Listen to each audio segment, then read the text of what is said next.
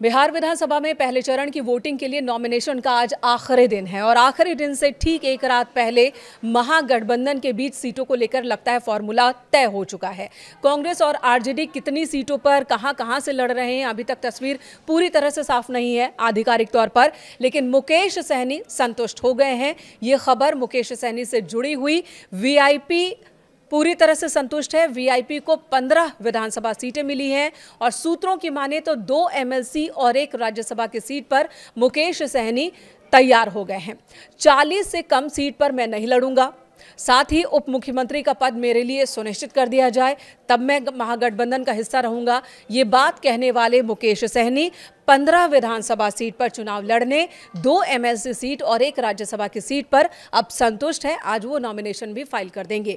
आपको बता दें, एक वक्त था जब मुकेश सहनी लगातार नाराज दिख रहे थे। उन्होंने राहुल गांधी को चिट्ठी तक लिख दी थी कि मैं 40 से कम सीट पर आया, 30 तक आया, अब इससे ज्यादा नीचे नहीं जाऊंगा। लेकिन अब यह बात बन गई है। मुकेश सहनी की ओर से आज नॉमिनेशन फाइल किया जाएगा। इससे पहले पिछले विधानसभा चुनाव की बात करें तो मुकेश सहनी ने लास्ट मोमेंट में महागठबंधन छोड़ दिया था।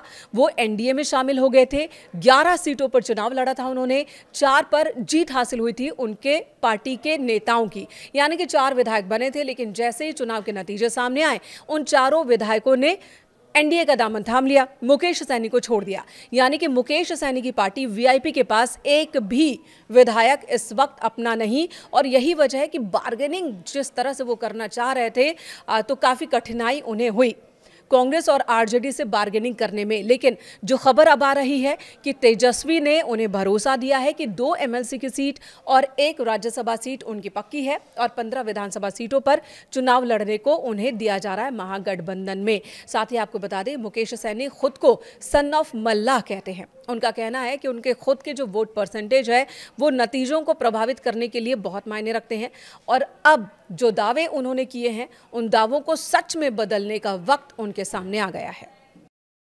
सादगी से नॉमिनेशन कराइए और चुनाव के समय में सभी लोग अपने काम काज करते करते जो काम है वो करके, और जब भी मौका मिले तो अपने अपने वार्ड में, अपने अपने पंचायत में अपने भाई विनोद, अपने उमेश जी के लिए आप वोट मांगने का काम करेंगे।